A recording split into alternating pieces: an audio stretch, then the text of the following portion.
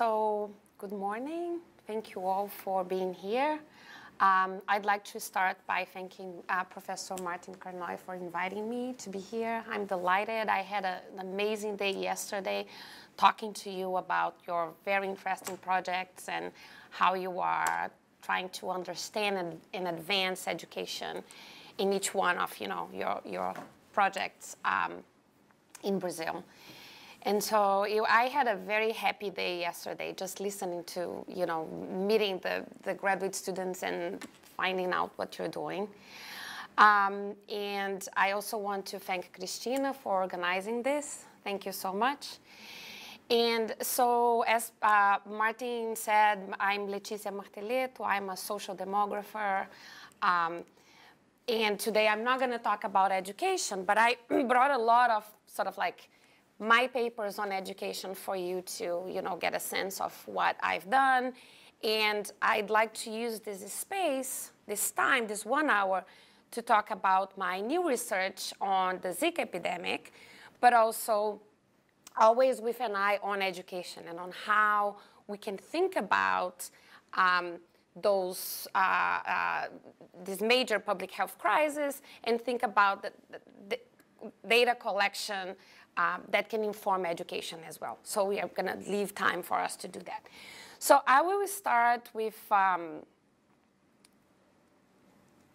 studies that I've done. I've always looked at educational outcomes in my career, years of schooling, graduation, grade repetition, test scores, stratification, the 3 usual suspects, right? Race, socioeconomic status, gender, and here family. But also being a demographer, thinking about demographic factors such as early childbearing and family size, cohort size. And last time I presented on how early childbearing affects educational outcomes. Let me see how this works. Yes. Okay, so these are some of my papers on race and socioeconomic status. And I would like to highlight this first one here. Yesterday, I talked to Martin a little bit about it, published in Demography, in which we used the PNAD data that I'm sure many of you are familiar with. And we find twins in the PNAD who were labeled racially differently and do a twin fixed effects approach to predict years of schooling in that case. Another one, I had the opportunity to present this one. It's forthcoming in Studies in Family Planning now, but we use propensity score matching to deal with adolescent childbearing and the consequences for education in Brazil. I also want to highlight this other one in which we use twins. We use twins as, not this one. We use twins, but as instrumental variables to look into the impact of family size on adolescent schooling. So as you know, fertility, by Becker, fertility and education, the quantity quality. So there's this endogeneity between fertility and education. So we use twins as instrumental variables here. So this is just to give you a flavor. I mean, this might be material that you might be interested in checking out. Now, the way I conceptualize and I think about education is educational opportunities, trajectories, and outcomes intertwined with demographic and family events throughout the life course. So if we think early on in your families and households, the living arrangements, I mean, there's a wealth of literature that will say living arrangements matters, for educational outcomes. Family size does matter. Number of siblings, birth order, right? But later on, during adolescence and young adulthood, transitions such as sexual behavior, pregnancy, childbearing, union formation, work. So all of those decisions are being made at the same time. And my way as a sociologist and a social demographer to look at those is to try to understand them, not in a vacuum, but as transitions that are intertwined. Of course, those educational trajectories are also stratified. Again, the 3 usual suspects: gender, race, ethnicity, and socioeconomic status. But if we think about a life course perspective, Those trajectories are nonlinear. So, for example, if we think about education, those kids will drop out of school, come back, they'll perform well in a test score, then perform, not so well, and attain a year of schooling and stop, and so on and so forth. And then they do overlap, right? So those transitions will overlap with other life course transitions. So how come I, with all this research, became interested in Zika, right? So that's what I want to talk to you about today. And this is my outline for today. I will talk about the overall project, data and field work. Then I will try to summarize findings from 3 papers. One on live births and fertility. I'll give you some estimates on live births and fertility going back to sort of like, traditional demography, estimating fertility. And a little bit on gender, and how the media campaigns were very centered on women. And one that just came out on Population and Development Review, that giving an overview of how women in Brazil were navigating the epidemic. And this is the paper that just came out in PDR.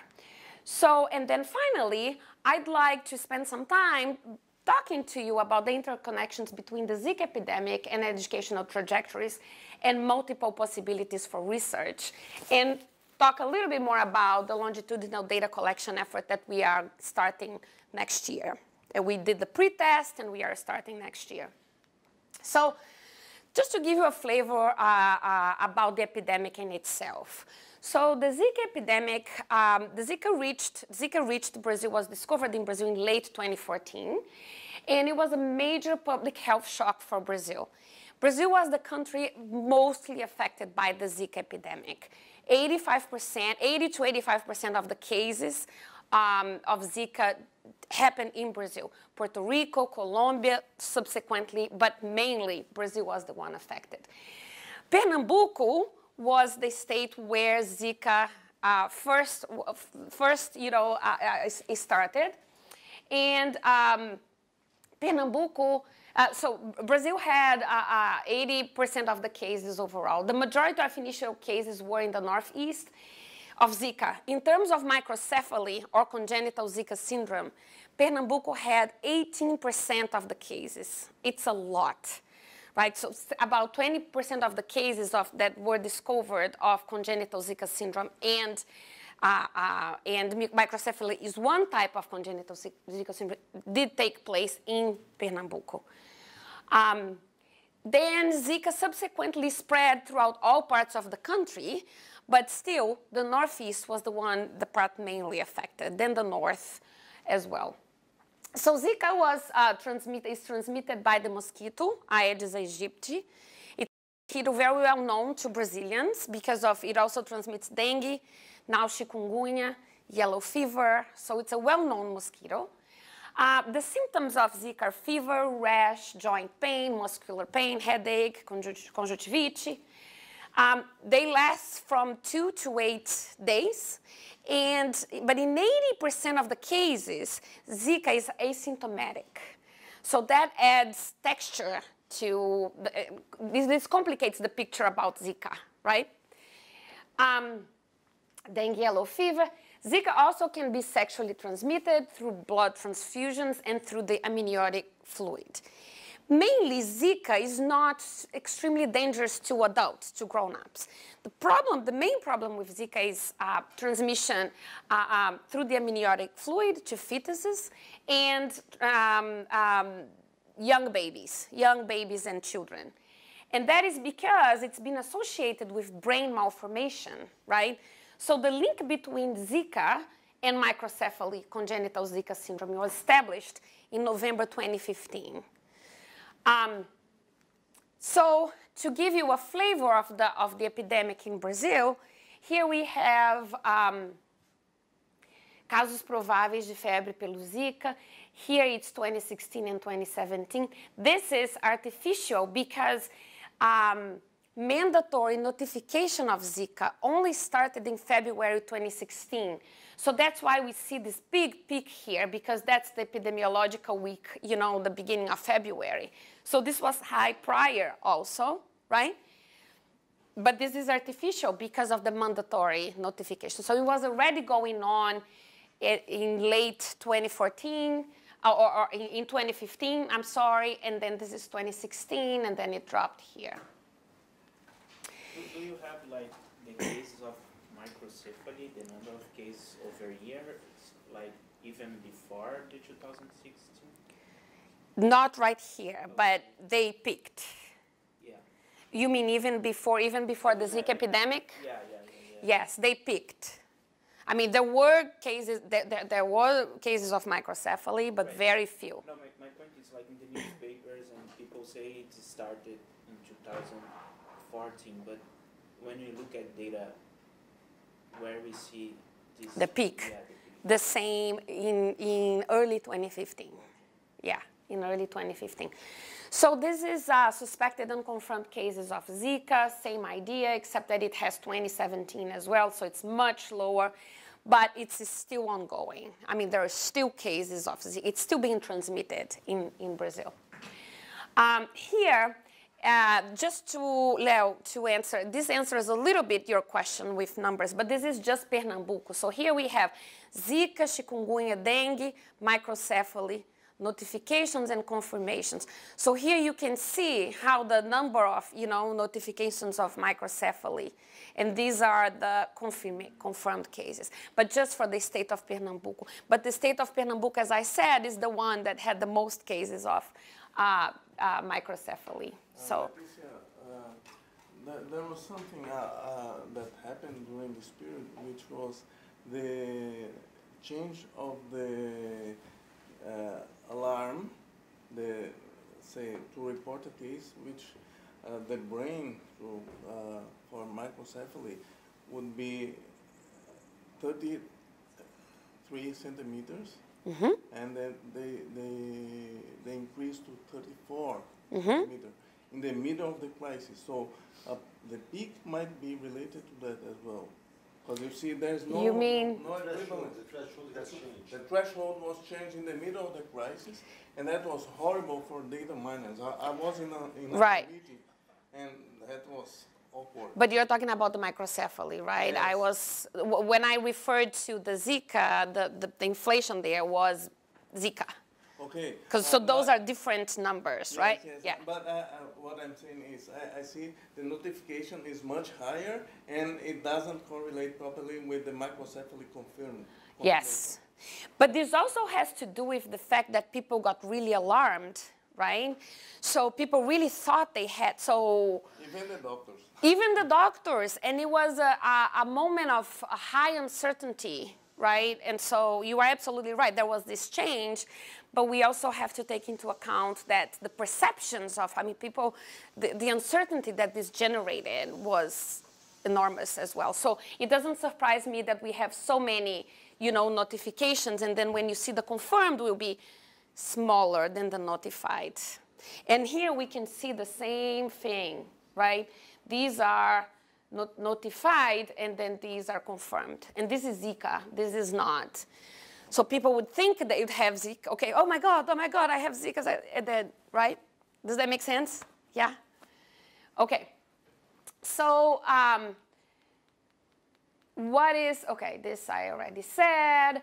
So the WHO projects that Zika will continue to threaten the Americas in a cyclical fashion. So there's this conversation about, will Zika hit again? There will be another epidemic, yes or no? But the point is, it's still, Brazil is still an area with ongoing transmission and no evidence of interruption. There's no epidemic anymore, it's not endemic even, but there is transmission still going on. What causes Zika? Like, how it transmits? I don't know if you need to explain for someone how that, is developed. You mean like how it's transmitted? Not just transmitted, where it's generated and... So it came from the Pacific Islands. They had Zika epidemics before, much lower. and it went to Brazil. Now, there's a lot of debate by entomologists, you know, sort of like why is it that, you know, it hit in Brazil and specifically in the Northeast Brazil. So some will say that the conditions, it was the climate combined with the conditions, meaning sort of like open sewage or, you know, the conditions for breeding mosquito, right? The mosquitoes were there already, the Aedes mosquitoes were there. So a stream of the literature, the researchers will say that that's because of climate and the conditions for mosquito breeding. And that's the reason why it was so high in the Northeast. Why it's so high in Pernambuco and not so high in other Northeast? That is the explanation that we see. It spread it out. It spread it out in other places, but it had the perfect conditions.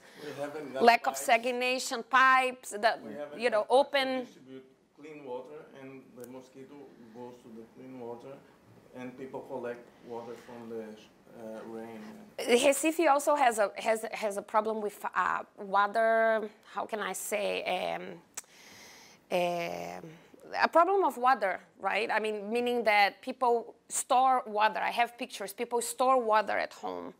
It's a mangrove. Recife não é um pântano. Me ajuda numa palavra melhor. So it has the perfect conditions for mosquito breeding. So one strong stream of the literature will say that that's why. That's the reason why. So people have like open tanks with water? Exactly. Water Yes, and the mosquito likes on the roof? on the roof. I have pictures. Yes, on the roof and sort of like Still water. still morna, aguinha morna, perfeita para o mosquito. Like warm water, perfect for the mosquito to, you know. Yeah. So that's. But that doesn't happen in other cities in the Northeast, like. It is spread out after. It's just that it started there, and the majority of the cases were there. But yeah, so that's but the important thing for this research is that that major Zika the Zika epidemic being a major public health crisis confronts reproductive age women with multiple risks for pregnancy and for the health of their children because of microcephaly. It's such a direct threat, right, to babies, to fetuses. So again, to give you a flavor, this is microcephaly, and this is from my colleagues at the Microcephaly Epidemic Research Group in Recife. It's a group that they created in Fiocruz. And so how, you know, they did this connection between Zika and microcephaly. So there was an increase in cases of microcephaly in clinics. The physicians notified the Secretary of Health. The symptoms were suggestive of congenital infections. In November of 2015, there was a national public health emergency declared. Again, November of 2015, researchers in Pernambuco published papers with the link between Zika and microcephaly. And then, importantly for my research, there was a recommendation to avoid or postpone pregnancy. So the Ministry of Health went, you know, to the public and said, couples, women, please don't have babies, don't have children, wait. Of course, then he retracted because that's something that, you know, a Ministry of Health cannot really, you know, say, but the damage was done and a state of panic really did happen. Why can't the Ministry of Health say that?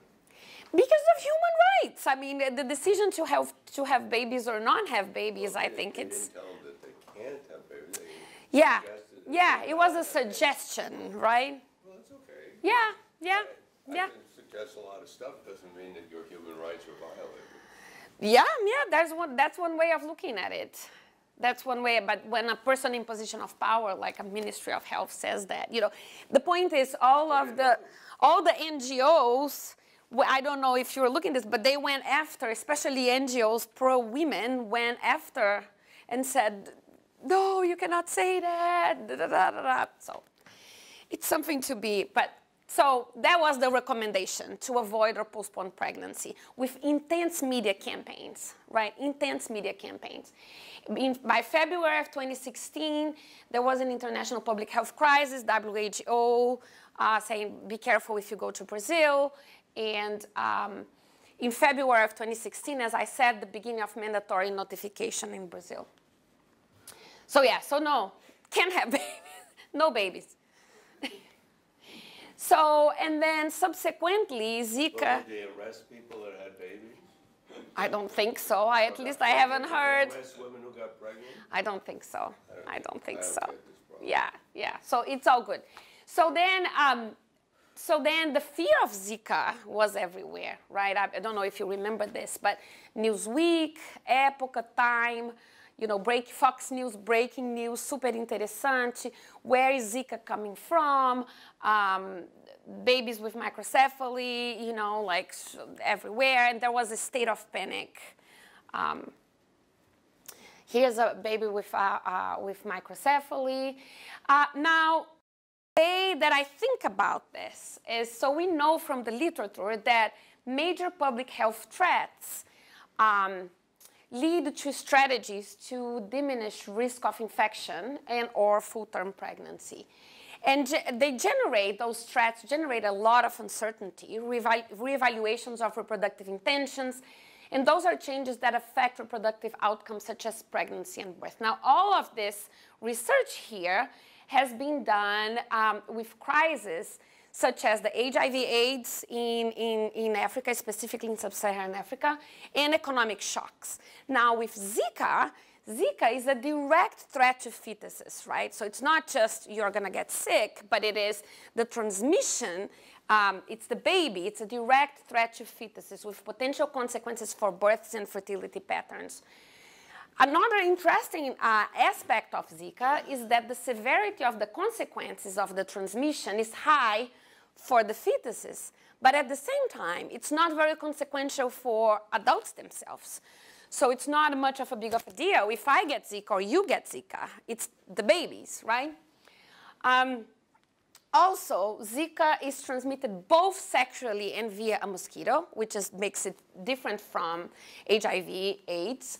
And the mosquito is already familiar to Brazilians, right? I mean, because of dengue and yellow fever. So specifically because of dengue, the mosquito, we all know, like from the campaigns and all. But this might create a sense of trivialization of the virus and initial disregard of Zika as a serious threat. The message on the danger for fetuses might, the moment it disseminates and exposure to babies with microcephaly is high, then people might potentially better understand the seriousness, specifically for fetuses, babies, pregnant women. So I want to pause for a second and ask if you have any questions. I mean, this was just an overall, like, brief flavor of the Zika epidemic. I'm going to get into births and fertility a little bit. So a few things to note. Brazil has a young fertility schedule. So a large proportion of births to young women, like half of the births to women ages 18 and younger, or not 18, 19 and younger. So if you think about educational trajectories, they likely coincide with reproductive trajectories. About half of the births are unintended, so that's that too, half of the births, and this varies by socioeconomic status. And there are persistent socioeconomic differences despite fertility's overall low level. So fertility, the total fertility rate in Brazil today is very low. It's below replacement, it's 1.8. Very low, below replacement level. Even before this? Even before this, yes. Now, Brazil is one of the world's most unequal countries, as we all know, but there's a difference by socioeconomic status of 1.8 children. So it's 1.8, so you can imagine high, you know. From 0.9 to 3.6. Exactly, exactly. So there is a wide gap still. Fertility rate was already very low among high, you know, SES women because of postponement. And although we've seen a recent pattern of convergence, which I will discuss a little bit when I show you some of my results. So keep in mind, so high SES women have children later. They have less time to act on desired fertility. So if you think about this in a time of the Zika epidemic, you know, the window that women of high socioeconomic status has to have babies is smaller, right? I mean, than other women, right, if you think about it. So that might have affected their decision making. So what are the goals, you know, my goals specifically, given all of this? I mean, the questions I want to answer. So first, have trends in live births and infertility changed throughout the Zika epidemic? And why it's not going? Why?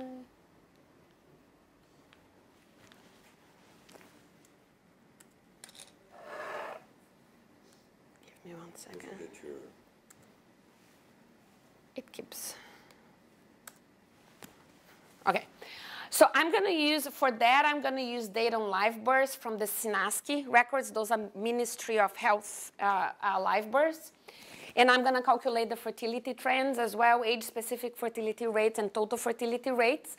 But I'm going to also calculate different scenarios, expected versus observed. So expected, what would those rates, what would they have been if it were not for the epidemic, right? So if everything continued with the fertility and mortality patterns that had been projected by IBGE, Brazilian Census Bureau, for example.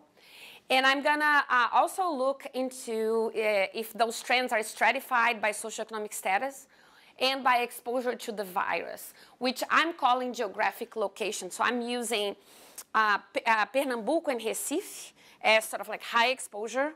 And I'm using, in the focus group state, I'm using Belo Horizonte as sort of like lower exposure, and Santa Catarina for some of my, results.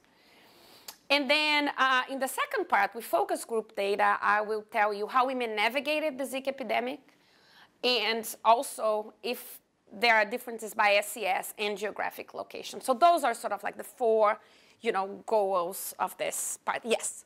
I just want to add that I myself was directly impacted by this policy. I mean, we were about to have our second child and decided to postpone because of the Zika virus. Yeah. And I've heard that everywhere I went. I was in Brazil at that time, and everybody who could wait. Every woman was about to do the same thing right at that time. Yeah. And this is even for lower SES, you think? So that's the million-dollar question. Yeah, yes and no. Yes in terms of intentions, but no in terms of what they could really do. Are contraceptives widely available in Brazil? They are available, but there are barriers for women of low socioeconomic status. Yeah. Cost and... No, because of the religion, right? No? Religion, cost, access. Also, important one that we got in the focus groups, using it correctly, right? I mean, using the contraceptive in a correct way, that's another big one. But there is a planning. I mean, in terms of cost, I think there is a planning for social policy. Yes, right? yes, Oh, yes. so it is available through the social... program. Farmácia Popular. It's available through Farmácia Popular. But still women have to go there to buy. So there's that cost of like planning, going there, a cartela acaba, eu volto lá. And is there Is there male opposition in some places of the world? A lot. There's a lot of male A lot of male opposition, and we got that in the... Yes. Yeah. So all of that came. So, I mean, I will give you a flavor of some of those things in a little bit. I mean, so the paper has a lot more, you know, but because I need to, I chose like here what to show you. Okay. All right. So the data. So the first data is monthly live births from 2010 to 2016 in select states and nationally. And SINASCI records, so we got many versions of those SINASCI records. We got preliminary data in 2017, then we got preliminary data in the beginning of the year, preliminary data in the mid of the year, and then finally like the final data because of the representation. Now we have the final data finally. Focus groups. So we did focus groups with women of reproductive age in Belo Horizonte and Recife, July and September 2016. So each group had 6 to 8 women between ages 15 to 49. In the end, we had about 114 women in all those, we did 16 focus groups, 8 in each city. And the way we did this, we stratified by socioeconomic status. Our proxy was neighborhood, really. But also the LIRA index. The LIRA index is the index of the mosquito, the breeding mosquito. So all municipalities in Brazil have the LIRA index, which is the agents, I don't know, you're probably familiar with this. The public health agents go into the houses and establishments and they look for focus of Aedes aegypti mosquitoes, right? I mean, we are all familiar with this. And they look and then they classify that area as an area of high mosquito breeding or low mosquito breeding.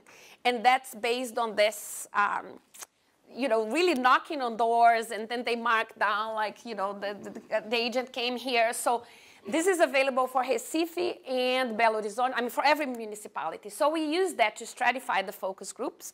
So we had focus groups in areas of high and low SES and high and low sort of like mosquito breeding, proximity to bodies of water, and contrasting physical structure. Those were sort of like what we used to define the SES. Then,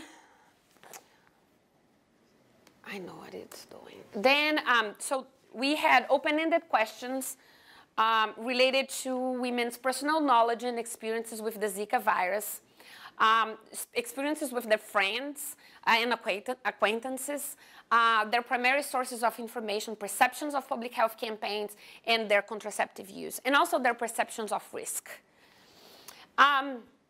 We also collected data on, that was the pilot, a representative survey of women of reproductive age. And I want to pause here and talk to you a little bit about this survey and then go back to the focus group. So this was a pilot. The NIH, the National Institutes of Health, had a call on Zika, prioritizing Zika research, and we responded to that call, and we got funds to do this pilot study. And now, so this was, we collected data on 1,600 women in Recife about them and about their children. Okay, so we have one line per woman and one line per child. So we have demographic information, living arrangements, early stratification information like social class, while growing up, Zika knowledge, fear of infection, experience. We have a life history calendar in terms of reproductive health, birth history, union history, and also educational trajectory. So sort of like we know at what age, if you dropped out of school, at age 10, what were you doing, at age 11, age, looking back. So we have a history of these women on those aspects. So we know that we are able to examine and do analysis in which we are going to have the order of events, and we will know trajectories, school dropout, grade attainment, if they were enrolled in public or private school, what kind of school. So we have that for them and their children. And we also included indices of like gender equity, discrimination, and the social psychological dimensions of reproductive health. As I said, questions on each child, demographic information, living arrangements, educational activities. So this is the pilot. Now we are preparing the real data collection, which will be a longitudinal survey of women the same age in both Belo Horizonte in Brazil and Recife. We are going to have about 6,000 women, divided between those two. And we'll be in the field next March, and then 2 years subsequently. Do you have any right? information on the fathers? We have information on the fathers. We are not interviewing the fathers, but we have information on the fathers as well. Yes, great, thank you, great question. So a longitudinal study of women at childbearing age and their children. So here is where my interest in stratification and in educational stratification comes, like all combined into this. Because we don't have any data in Brazil that traces, you know, those events with the educational trajectories in a longitudinal fashion for Brazil at all. So why Recife and Belo Horizonte? So a little bit. So as I said, Recife, the first cases of Zika, the high rates of microcephaly. In Minas Gerais, much lower. Higher levels of households without basic infrastructure, open sewage, but more important for the Aedes breeding, the chronic problems of water infrastructure. People store water at home. So these are some pictures we took in Recife. So these are some areas in Recife. Here, that's what I meant by the mangrove, né? As paletas, né? As Palafitas. Palafitas, obrigada. And people storing water at home, like here. Here you cannot see very well. But also this, right? There's a lot, I mean, water nos pneus, on the tires. That's very common.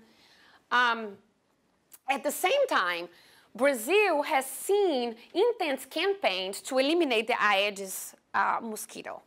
So it is important to say also that, I mean, Zika struck and all that, Brazil, but Brazil had the infrastructure to deal with the Aedes, at least a little bit. I mean, you know, as I said, we all see these agents in the houses and in the establishments going around. The public health campaigns, so for example, never leave your pot, you know, of water, put sand, né? Put sand on it. Also, I'm from Belo Horizonte and I have an apartment in Belo Horizonte. So one day I was going down in the elevator, I saw one of those agents and he was, why are you here? Oh, because we found in the penthouse in one of the buildings in the area, the swimming pool hasn't been treated and it has become a breeding for mosquitoes. So they were very serious about, you know, like trying to find where the focuses of mosquitoes were. Prefeitura do Recife combate a dengue. So there was infrastructure in place. And I know why it's doing this, because something shows there. Now, on to the public health campaign. So, vamos juntos proteger a nova geração. So, very focused on the women, and especially on the pregnant women. So, o perigo aumentou, o mosquito da dengue pode matar, it's even more dangerous, right? So, we all saw all of this. In Belo Horizonte, there was even an app.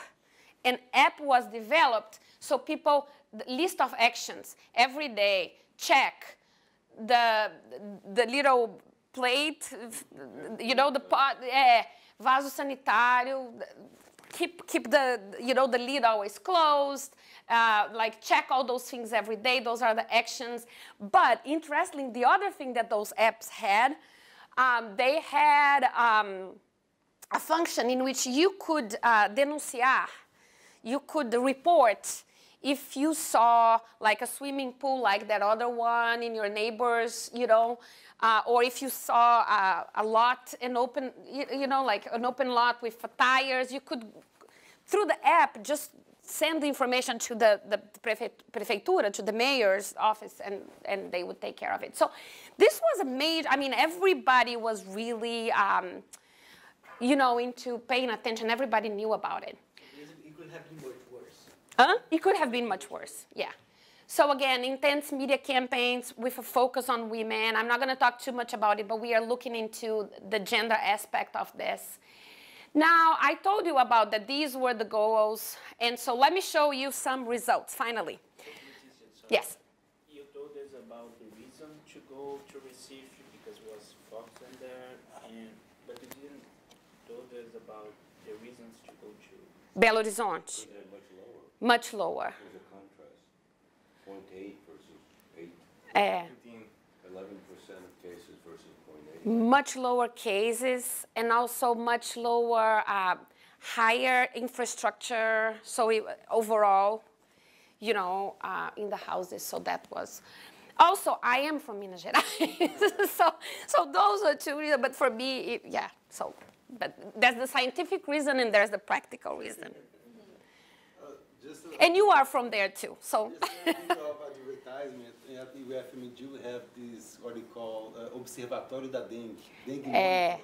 Then we data mine from social medias to point out where is the focus of dengue, So next time you can, hook up with them. put that in your presentation. I will. Okay, we'll talk some more and I'll add that. Perfect. So this is the first graph. So here, what we have here. In the lines, so these are the live births per 1,000 for 6 years, 2010, 11, 12, 13, 14, 15, 16. So if you just want to pay attention to 2014, here it is, and this is 2016. Now remember that the connection between Zika and microcephaly was established in late 2015. So if we were to see something, some effect on live births, we would see around mid-2016, right? I mean, I should pause here and say, that, well, yeah, I'll leave it at that. So here are the live births, and here's the percent change, the bars, by month, right? The percent change on live births by, from 14 to 15 and 15 to 16. So if we just pay attention on those gray bars here, we would see that there was even a little bit of an increase, in some months in live births. I mean, small, right? But an increase from 2014 to 2015. If we look at 2015 to 2016, we see a decline starting in mid-2016, right? Do you see, the bars here, right? So, is there any demographic explanation why the later months of the year have lower births than the earlier months of the year? Isn't that interesting, the seasonality of births? There are I don't know exactly what is the reasons here, but is this similar in many countries? This is similar in many countries. Isn't that fascinating? So why that is? Fewer people are born at the end of the year. Yep. And just a couple of months. Because you see how it behaves, right? Now it jumps up enormously. Yep. Incredible. Some people will say that this. About March? Pisces. People want to have Pisces kids. So, you can think that many people marry May in Brazil, right? Yes. They're the brides of May. Yeah. So, and it is a trend. It is true. It is a trend. And so if you think about 9 months, you know what I mean? You can, there might be what that is right People there. used to say also that 9 months after carnival, there will be There's that as well. So that would be more or less, yeah, so. It looks like I am during carnival. Yeah, because, Not good timing. Yeah. To celebrate. no, because even the first statistics that represent that 50% of the pregnancy is unintended, we should see a more uniform distribution, right? With 50%, then 50%, yeah, that's a good point, yeah. So, but anyway, so for the purposes of this, we see a 10% decline. I find this fascinating, exactly like, around when 9 months after the announcement. Then, the network is, so declines in mid-2016. So then if we look at individual states, and we did this for all states, and we got the two extremes. Here we have just 15 and 16, and we have Pernambuco in the darker lines, and Santa Catarina in the light gray lines, and you see the difference is starking, right? What we see sort of like the decline in Pernambuco is way higher than the declines in Santa Catarina, right? Where exposure was much higher, yes. Can you go back to the other graph for a second? So when was the announcement made? It was in November. In November of 2015? Yeah. Previous year. Mm-hmm. Yeah. Now, but you have to think, when I said, I'll pause, there are many ways through which, so a birth will not occur, right? So contraception, so not even getting pregnant, abortion, and there has been research showing that, abortion is illegal in Brazil, but we know that it does take place, and we know that it is also heavily stratified by class. And so there's all those complicating factors about the timing. I'm being like more simplistic here, but in the paper we try to tease out, like when exactly we would see the declines depending on. It makes sense, right? If it was it makes sense. It makes sense. Then you see like right around in the middle here. It makes sense. So this is Pernambuco and Santa Catarina. So we see the difference and the potential role of exposure right there. The largest decline in Pernambuco, almost none in Santa Catarina.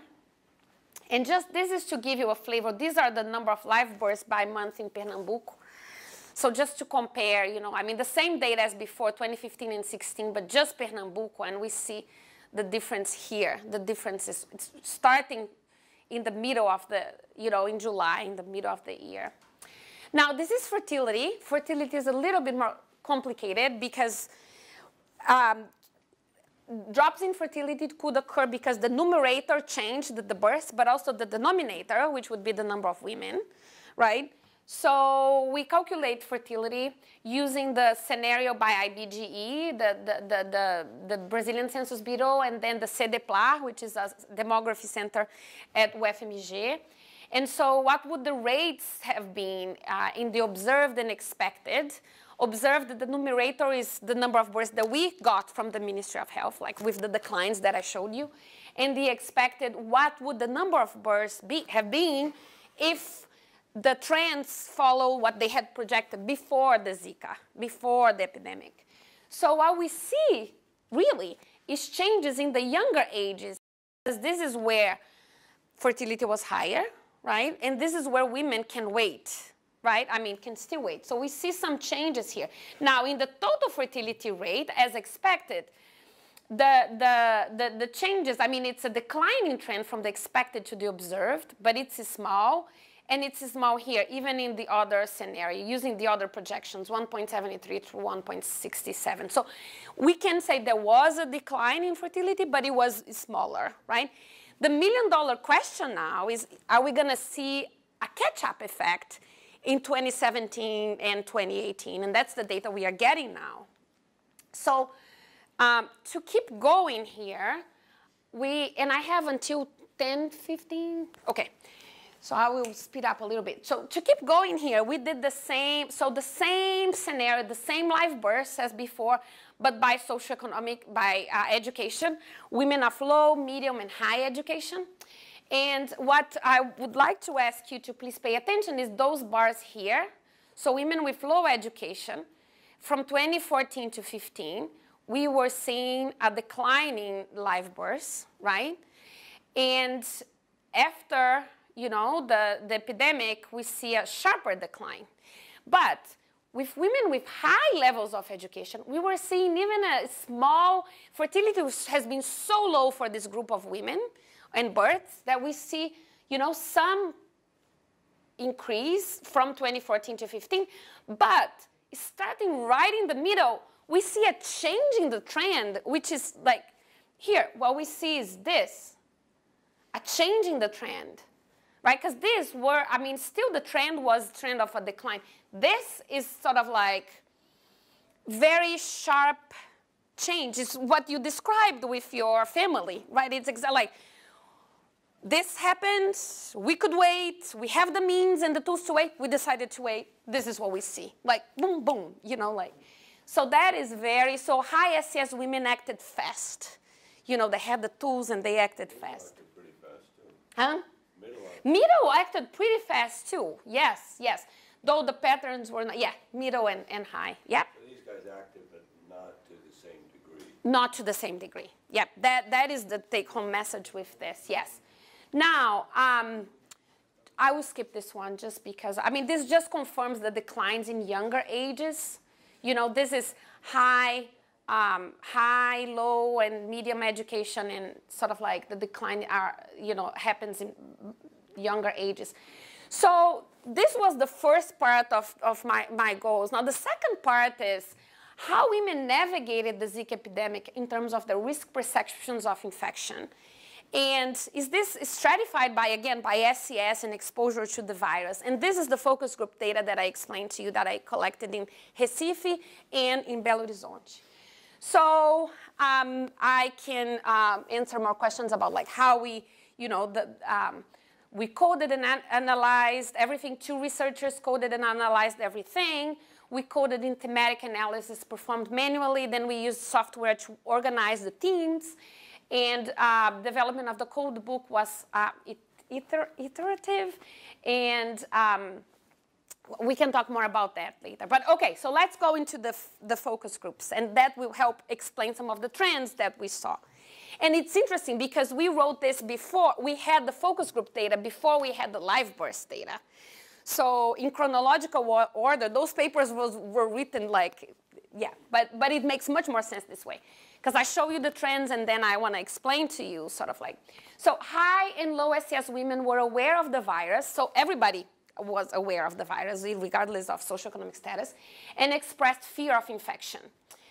So all these women reported the desire to postpone or avoid pregnancy, or know people who postponed or avoided pregnancy because of Zika. If I wanted to have children now, I certainly wouldn't do it, exactly because I don't want to risk being bitten by a mosquito, right? But has it crossed your mind to have children at this moment? Yes, that was in the beginning of the year. I said, now, no way. Running the risk, no. So this is in Belo Horizonte, a high SES woman. But we claim that the story is more complicated than women were concerned. Why? Because most high SES women have children late in Brazil. So many mention the age factor as an explanation for why they were not waiting, for the few who were not waiting. So my sister is 36 and got pregnant at the end of last year. She couldn't wait longer. She was already trying for a long time. I have a niece who is trying to get pregnant, and now with the age factor, she's crazy to become a mother. Why do you think she got pregnant, even with the risk of getting Zika? Because of her age. She said, I'm 35 and I want to have my daughter, with or without a Zika outbreak. So for the few ones who did not wait, the age factor, you know, is an explanation. Now, that is not the case for low SES women who have children early in their reproductive trajectories. So, high SES women reported a sense of control regarding reproductive intentions, describing desired trajectories that include college, career, as goals before even the birth of a first child. So this reflects in a sense of empowerment to prevent Zika infection in a pregnancy, even during the epidemic. Yes, I am using oral contraceptives, and I had Zika. In none of those times I wanted to be a mother, so I didn't even bother to worry about having a child with microcephaly. I have been taking contraceptives for years, doing everything right, so I wasn't even concerned with the possibility. Recife high SES woman. So even when Zika started, she continued to try to get pregnant, you know, but she took really good care of herself, and we helped. We gave her information. Use repellent, use pants, don't go to high incidence areas. And she did it. She took really good care, and all went well. The baby was born last month. So there's this sense of empowerment among high SES women. Now, for low SES women, most of them have children early in Brazil. In fact, it was difficult for us to find women for our focus group who did not have low SES women within the childbearing ages who had not had children. It was difficult to find. So concerns over Zika were lower among these groups. They were concerned, but the rationale was this. They stated that they would be more concerned about Zika if they were trying to get pregnant or if they wanted more children, right? However, we know a large proportion of their births is unintended. So they are not trying to get pregnant, but they will likely get pregnant. So in discussing their own or their friends' birth histories, they reported that most of their and their friends' pregnancies, particularly the first ones, occurred at a young age and were unplanned. So it's this situation of like, I would be more worried if I wanted more children and if I were trying to get pregnant. So I'm not that worried, you know, because I'm not there. I'm going to tell you something. I was very sad. I took my prenatal classes with 15 women, and I was the only one who wanted to get pregnant. All of them didn't want to get pregnant. It is very sad. I was afraid to death to get pregnant. My first pregnancy was unexpected, right? We weren't ready to become parents. We had no financial conditions, but when we saw it, it was done. So all those stories of unintended pregnancy that we know. So their thinking is, if I don't want to get pregnant, I'm unlikely to get pregnant. Right? Which doesn't make sense. Yes. Yes, so that alludes to your question early on. It's sort of like, yeah, so then I shouldn't be that concerned with this epidemic, which is... Also, maybe it shows that women don't have that much control over their own fertility. Especially the low SES women. Precisely, that's exactly what it is, yes. So low SES women also face low couple bargaining power related to contraception. So have you heard men saying they were worried about Zika? No. I think they don't even know about it. I talked to my partner about Zika being sexually transmitted. I told him, I have Zika, you get it. What happened? He got it. Laughter. Do you think he got Zika through sex? Yes, he got it through sex. Even with Zika, he refused to use a condom. He doesn't use it. My husband says, that plastic. So even in the epidemic, I mean, even in the scenario of the epidemic, this is something women were reporting. So they also face inconsistent use of contraception. I'm not going to have examples here because of the time, but in the paper we do. Low trust in health services, stigma, and crowded hospitals. So the stigma of even getting contraceptives, especially for younger women, and going to the health clinic in the neighborhood where the nurses in that health clinic or the people who help are people who live in the neighborhood. So, and they give them the contraceptive and the results in front of everybody. That's what so they were like, I can go and get it no posto. I can go and get my contraceptive, but I'm not going to do it because everybody will know. And they're supposed to be virgins. No, I don't think that's it. I think they want their husbands. They are married. But they are not married. Most of them are not married, and they want their husband, so it's not, so. They're not even worried about a potential partner knowing. They are concerned about people knowing that they are being sexually active because that they are getting the contraceptives, right? But, so. But what about married women? Well, but married women I think would be easier. But the younger ones, 15, 16, 17, They don't want the husbands to find out, maybe. There was an article about women in Turkey going secretly to a For contraception. To a far clinic, not in their Yeah. town. So I think that there are these two behaviors going on. So, one also result that we find is that in Recife there was more motivation to change or adopt contraceptive practices to avoid infection than in Belo Horizonte. In Belo Horizonte, there was more of this fatalistic attitude, sort of like, oh, God sent this virus, or if I'm going to get pregnant, God will tell me. So suggesting that exposure to Zika and to babies with microcephaly matter. So sort of like the ones who were seeing were exposed to more, were acting more. So importantly, in all groups, abortion was mentioned as a viable alternative to a pregnancy during the Zika epidemic, particularly in Recife. Do you think Zika will increase this search for abortion? I think it has already.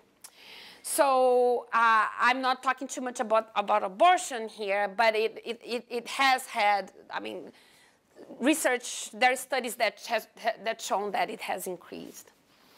So what I hope to have shown you today, there was a drop in live births, a drop that was localized, stratified and unequal, higher in the Northeast, and among women of high socioeconomic status, a small drop in fertility. The question now, is this going to be a quantum or tempo effect? In other words, are we going to see a catch-up, later? And this has the potential to reproduce or perpetuate inequalities in reproductive health and fertility. Women's intentions were not stratified, so all of them were concerned. All of them had fear of Zika, and they were aware of Zika and concerned with the infection. They had a clear desire to avoid pregnancy. However, high SES women acted fast and had the tools to act, so they were more able to translate intentions into action within reproductive health arena because of greater access to contraception and higher quality health care. again, this has the potential to increase the gap in outcomes associated with reproductive behavior. Also a question, how to avoid or postpone pregnancy in a context where half of all pregnancies are unwanted and occur early on in their trajectories. So for high SES women, the anomaly is sort of like the age factor that I explained. Also, difficult for women to negotiate preferences along gender lines.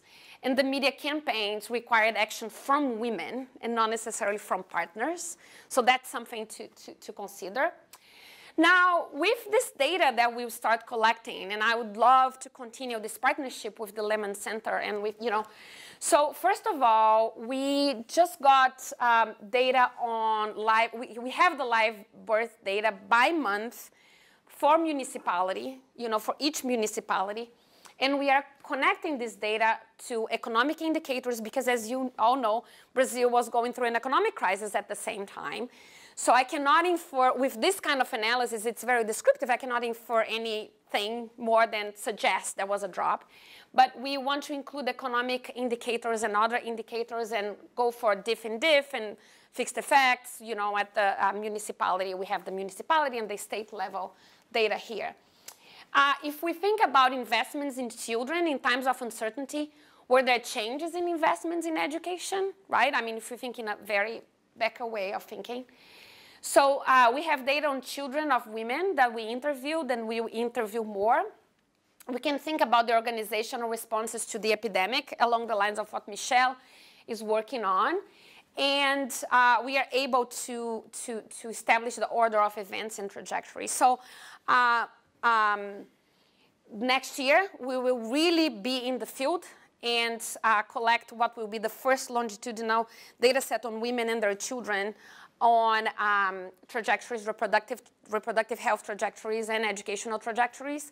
And I hope to be, in touch with all of you because this is going to be a huge endeavor.